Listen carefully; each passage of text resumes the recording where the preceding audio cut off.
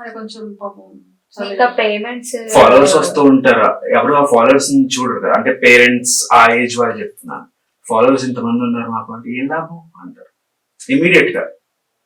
Payments కూడా తీసుకొని correct గా ఇన్ టైమ్ లో వేయడం అంతా కూడా చాలా పెద్ద టాస్క్ అక్క. అసలు మనం అనుకుంటాం కానీ కొంతమంది క్లయింట్స్ ఏంటంటే ప్రమోషన్ చేయించుకుంటారు, దాన్ని ఎంత ల్యాక్ చేస్తారంటే పేమెంట్స్ ఇవ్వడానికి.